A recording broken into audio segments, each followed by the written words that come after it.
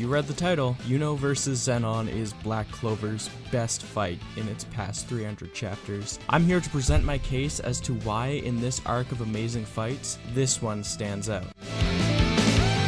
For the past 49 chapters of Black Clover, we have been in the Spade Kingdom raid arc of the story. It is the 10th arc in the series and my favorite in quite a while, though because of Black Clover's heavy reliance on people throwing down for drama, the series has felt like a bit of a slog recently. This arc has been fight after fight with little end in sight. And yeah, I do enjoy reading it weekly, but for a while, I've only been reading it for action. MHA, JJK, and One Piece are slowly setting up for some of the biggest conflicts in their series.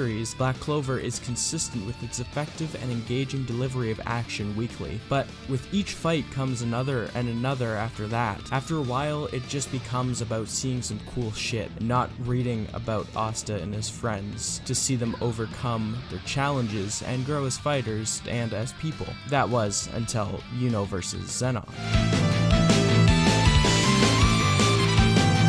Yuno has always been one of the sleeper characters for me in Black Clover. I've always liked characters like Asta, Noelle,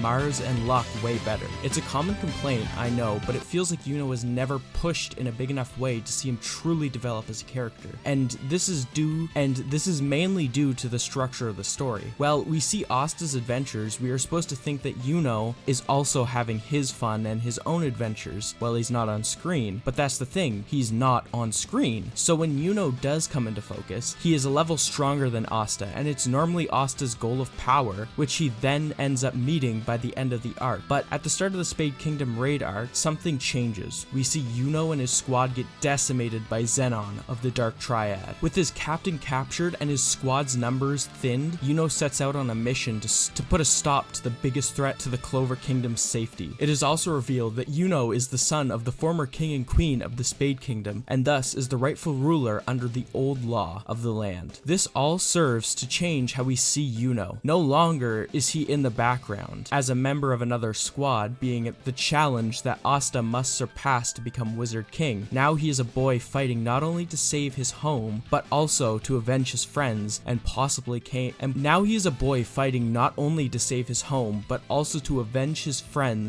possibly claim the kingship of a whole kingdom for himself.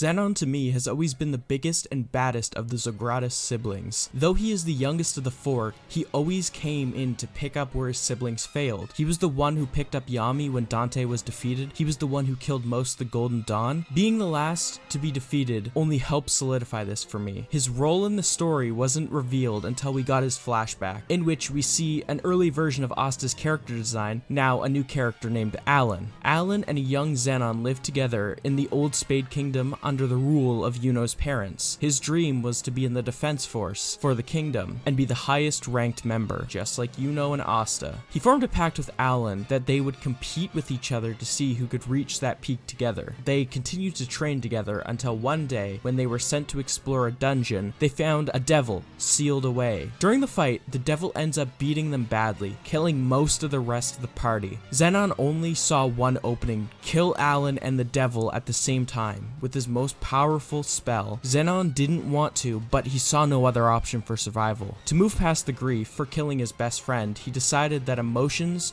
were something he would no longer partake in. With the help of his brother, he would form a contract with the devil Beelzebub and execute the coup that would send Yuno to the orphanage in the Clover Kingdom and would seemingly kill his parents. I tell you all this to set up the big fight. Speaking of which,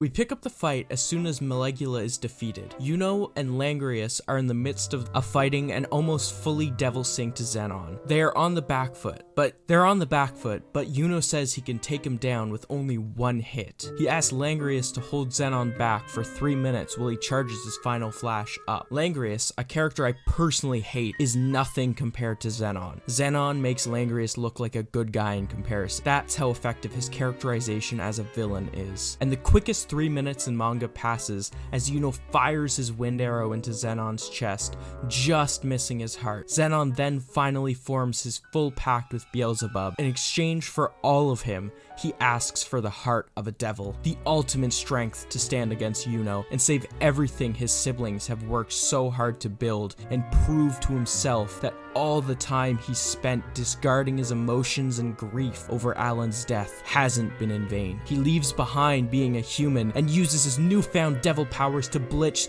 Yuno, Langrius, and the newly arrived Finral. Yuno finds himself in his family's library, where his original grimoire, the one that he was going to get if the Spade Kingdom hadn't fallen. It's a combo of his parents' magic, sun and moon, to form star magic. This combo of magic, his natural wind, and a newfound star, put him on equal footing with Zenon, even with the devil's heart. They clash, two people who think with all their being that they are right. Not only are these two forces of nature clashing, these are two ways of life that cannot coexist. One driven by the want to completely run from emotion, and the other wanting to live or die by his true feelings. This is a battle for the Spade Kingdom itself, the old, true king who wants to undo the wrongs done by the Dark Triad versus the person who wishes to rule and do injustice onto those who bullied him during his childhood. In the end, it's Yuno who comes out on top, the person who isn't living to inflict pain onto others, the one who finds another way around the roadblocks.